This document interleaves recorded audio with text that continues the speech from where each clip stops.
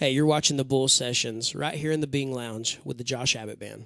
Josh Abbott Band live at the Bing Lounge, 98.7 The Bull. Welcome to Portland. Now, this isn't your first time to town, is it? No, we played here last summer. Last summer. And how was the weather compared? You know, it's a little bit the same. Yeah, I feel like it's the same. Just it's like cold really, for you guys, though. It's cold compared to... We're loving it. Yeah. Down in Texas, it's over 100 degrees right now. So up here, it's just perfect. So you know how to make instant sun tea then? You just stick the tea in the sun and it's done. Did that my whole life. Kid you not, right? Everybody else did that? Yeah. What are some other Texasisms that you find that if you say something here that people look at you like you have multiple heads on the top of your body?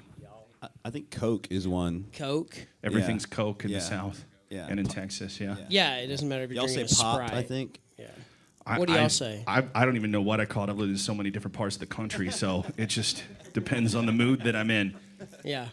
So growing up in Fort Worth, Texas, you guys are all from Texas, and now, obviously, congratulations on your record deal to Warner Music Nashville. That's got to be exciting to, finally have the hard work starting to pay off.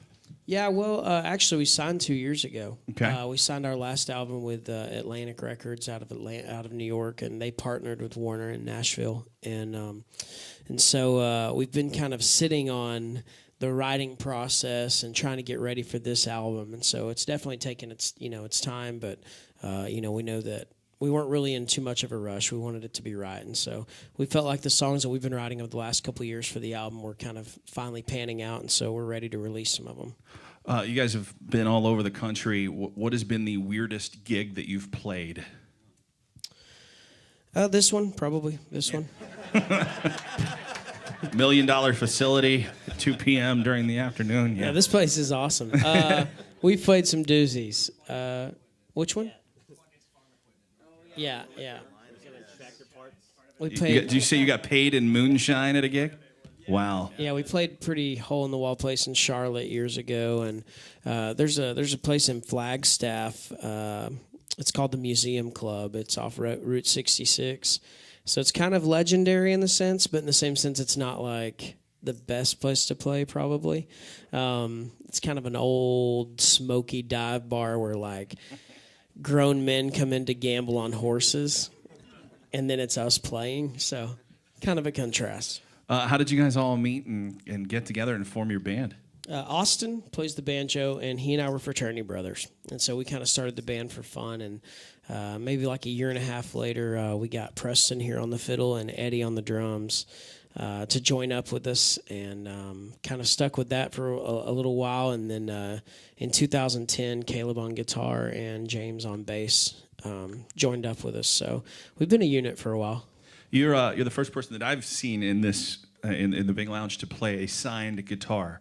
Really? What's the story behind your guitar? Who all? I don't know, man. I Like Willie did it, and so I thought, well, Willie can do it. If he doesn't mind playing a guitar that has autographs all over it, I want to do that too. So I don't know. I just kind of got a bunch of my buddies, and some of the autographs have kind of faded away here, but a lot of the Texas guys and some of the older generation, like Robert Earl Keen and my buddy Pat Green, a lot of cool signatures on here. So obviously, several different sounds in country with Nashville, with Texas, with Bakersfield. Who were some of your influences to help hone your sound and create your sound? Yeah, well, that's a great question.